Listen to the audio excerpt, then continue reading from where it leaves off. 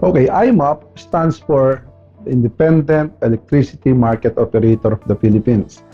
It is the market operator mandated by the IPIRA to operate the wholesale electricity spot market.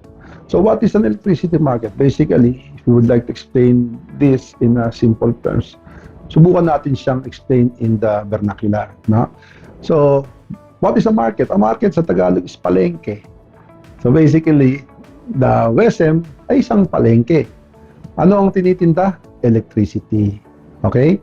At sa tulad din ng isang palengke, meron ka mamimili at meron kang nagtitinda o supplier. So sino ang supplier mo? Your power generators.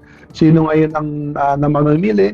You have your DUs or utility companies, you have your electric cooperatives, and you have your customers, contestable customers under the ARCOA. So sino si IMOP doon, no, sa palengke na yon? Sa isang palengke may nagpapatakbo. No? Sa electricity market, ang nagpapatakbo ay ang IMOP. So IMOP operates the WESM under the rules, no, and regulations implemented by the DOE and by the ERC.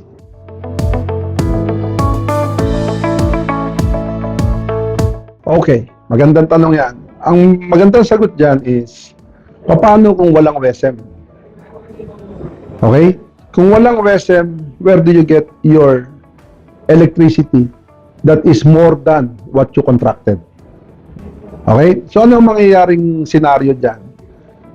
Pwede tayo mabalik dun sa, before the WESM, no? Meron tayong tinatawag na take or pay regime.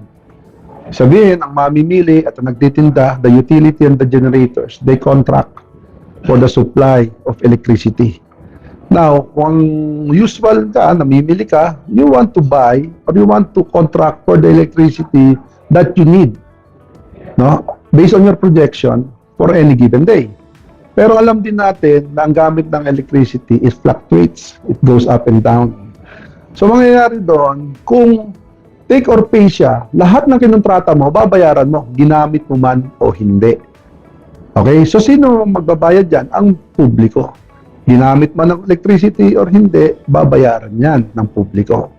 Now, kung may WESM ka at ikaw ay utility o mamimili, meron ka ngayong flexibility or freedom to contract less than your maximum requirement. Pwede kang mag-contract ng 90% or 85% or even lower, no, than your maximum requirement for any given day. At saan mo ngayon pwedeng kuhain yung kakulangan sa kinontrata mo? Sa WESM.